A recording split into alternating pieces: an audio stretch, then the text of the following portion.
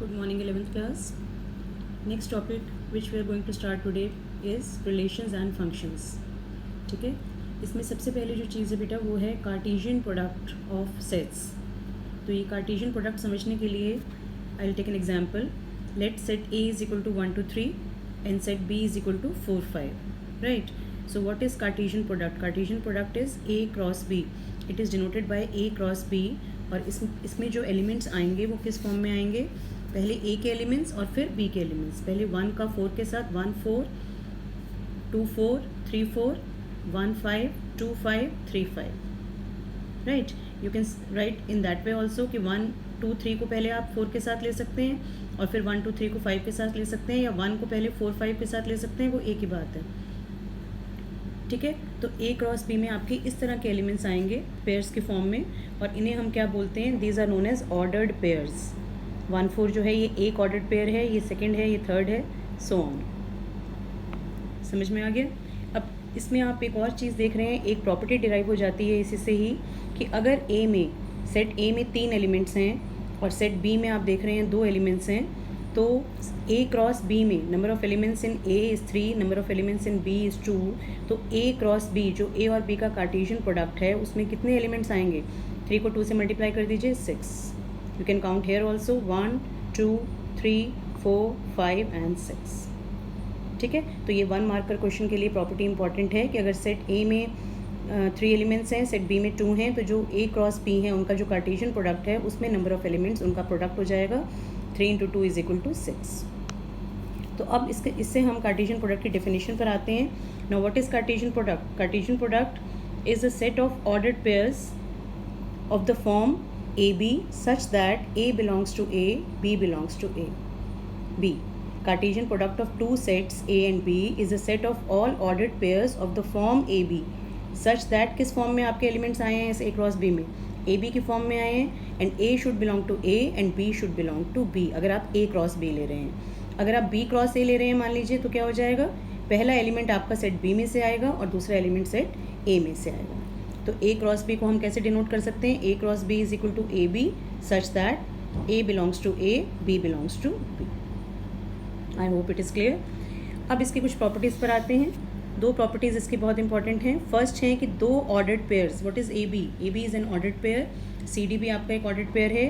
तो 2 ordered pairs कब equal होते हैं? 2 ordered pairs are equal if and only if first element is equal to first element and second element is equal to second element. That means A should be equal to C and B should be equal to D. तभी आपके 2 ordered pairs equal होंगे. ये भी property important है. 1 marker question इसके ऊपर based आ जाता है. सेकंड प्रॉपर्टी वही है जो मैंने ऊपर डिस्कस की है. अब उसको जनरल फॉर्म में ले लीजिए कि अगर number of elements in set A is P and number of elements in set B is Q, then what is number of elements in set A cross B? A cross B में कितने elements आएंगे आपके? P को Q से multiply कर दीजिए, P × Q, PQ. Clear. तो ये दोनों प्रॉपर्टीज़ आपकी कार्टेशियन प्रोडक्ट पर बेस्ड हैं और इसके ऊपर आपका एग्जाम में क्वेश्चन आ सकता है. ठीक है. Now I have taken 1 example question. 2 ordered pairs equal दिए हुए हैं आपको. Find x and y. x और y की वैल्यू आपको निकालनी है. राइट. क्या करेंगे आप? देखिए प्रॉपर्टी यूज़ करेंगे हम.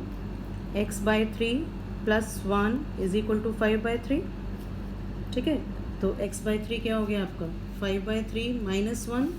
सॉल्व करिए इसको. 5 - 3 यानी कि 2/3 आ गया. x/3 = 2/3, x = 2. ठीक है. ऑर्डर्ड पेयर्स की प्रॉपर्टी हमने यूज़ कर ली. सेकंड पे आ जाइए. y - 2/3 = 1/3. y = 1/3 + 2/3. That means 3/3 which is equal to 1. तो x हमारा 2 आ गया और y हमारा 1 आ गया. ठीक है. सिंपल 1 मार्कर क्वेश्चन आपका इस प्रॉपर्टी के ऊपर बेस्ड आ सकता है. और एग्जांपल हम ले लेते हैं. अब इसमें हम एक बात और बेटा यहाँ पे ध्यान से सुनिए कि इसमें आपका जो 3 सेट्स का कार्टेशियन प्रोडक्ट है वो आपका कोर्स में इस साल नहीं है. मैं आपको दोबारा से सेंड कर दूँगी. डिलीटेड पोर्शन मैंने आपको बता रखा है. तो 3 सेट्स के ऊपर जो क्वेश्चन हैं जैसे A cross B cross C वो आपने इसमें नहीं लेने हैं.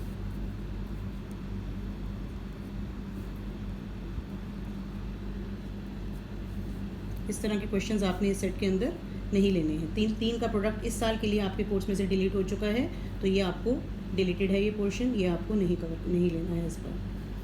ठीक है। अब इसके ऊपर जो और क्वेश्चंस आते हैं वो किस तरह से आ सकते हैं आपके, जैसे ए आपको सेट दिया हुआ है 1 2 3, ठीक है, बी दिया हुआ है मान लीजिए 4 5 6, और सेट सी दिया हुआ है आपको 6 7 8।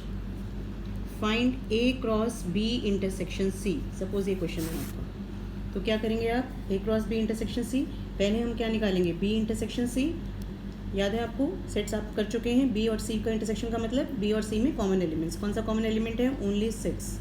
बी और सी का इंटरसेक्शन क्या आ रहा है हमारे पास, सिर्फ 6 आ रहा है, आप देख रहे हैं 6 कॉमन है 4 5 6 और 6 7 8 में। अब इसका हमें क्रॉस प्रोडक्ट लेना है ए के साथ, तो ए क्रॉस बी इंटरसेक्शन सी क्या हो जाएगा, ए क्या है हमारे पास 1 2 3, 1 2 3 का क्रॉस प्रोडक्ट आपको लेना है, कार्टेशियन प्रोडक्ट लेना है 6 के साथ, तो क्या एलिमेंट्स आएंगे आपके 1 6 2 6 एंड 3 6।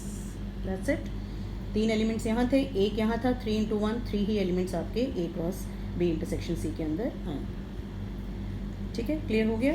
और उल्टा भी एक बार देख लीजिए आप, अगर सपोज आपको B cross A intersection anything you can take, A union B ले लीजिए, सपोज इस तरह से आपको लेना है, तो क्या आएगा आपके पास, पहले आपने बी के एलिमेंट्स लिखने हैं, बी क्या है हमारा 4 5 6, इसका कार्टेशियन प्रोडक्ट लेना है ए और यूनियन बी के साथ, ए यूनियन बी क्या हो जाएगा 1 2 3 4 5 6। Now you will find the Cartesian product, कितने एलिमेंट्स आ जाएंगे, 3 यहाँ पर हैं आपके, 6 यहाँ पर हैं, 3 इंटू 6 यानी कि 18 एलिमेंट्स आएंगे। पहले 4 के साथ 1 4 1 4 2 सो ऑन, 4 3 4 4 4 5 4 6, फिर 5 के साथ, फिर 6 के साथ। ठीक है, तो मीनिंग देयर बाय कि अगर ए क्रॉस बी लेना है तो पहले आपने ए के एलिमेंट्स लिखने हैं, फिर बी के लेने हैं ऑर्डर्ड पेयर्स के फॉर्म में, और अगर बी क्रॉस ए लेना है तो पहले बी के और फिर उसके बाद ए के एलिमेंट्स लेने हैं इस प्रोडक्ट की फॉर्म में। ठीक है, तो अब आप ये कंप्लीट एक्सरसाइज 2.1 आप कर सकते हैं इस टॉपिक के बाद, and next relations I will take up in next class. Thank you.